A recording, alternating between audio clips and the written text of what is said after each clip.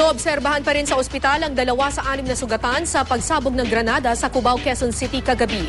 Ang driver ng nasabugang bus may napansin daw na girian bago mangyari ang pagsabog. May news to go si Oscar Oida. Nagkabutas-butas ang gilid ng bus na ito sa dami ng tinamong tama mula sa isang pagsabog na naganap sa bahaging ito ng EDSA southbound lane bago sumapit ng Cubao Aurora sa Quezon City. 4 sa sakay nito ang sugatan.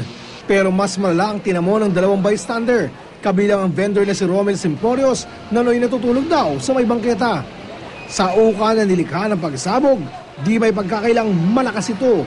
Kapansin-pansin din ang mga pinsala na tinamo ng mga establishmento sa lugar. Ayon sa mga naroroon, nagulat na lamang daw sila nang marinig ang pagsabog. Nandun po kasi ako sa loob, kumakain ako, tapos bigla na lang may narinig kaming sumabog. Tapos? Yun lang. May nakita ka mga tinamaan? Wala, kasi paglabas ko, madilim na. Yung usok na lang yung ano. Pero kung pagbabasihan ang kwento ng driver na nasabog ang bus, tila may napansin daw siyang girian bago ang nasabing pagsabog.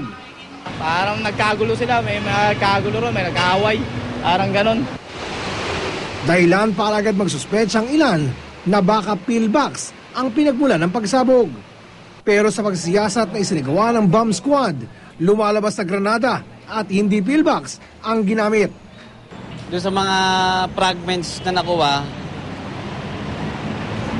masasabi namin na granada. Pero mag-a-under ko pa rin ng laboratory. Pero through experience, yung mga nakuha namin, detonator at yung fragments, granada. Inaalam po natin kasi nung tinanong po natin yung ating testigo na si Frederick, sabi niya, bigla na lang daw may sumabog. So inaalam po natin kung meron nagkaroon ng away dito o nagkaroon ng trouble na maaaring between dito sa ating area na to kung sino po yung nag-away. So maaaring away lang po ang nangyari dito.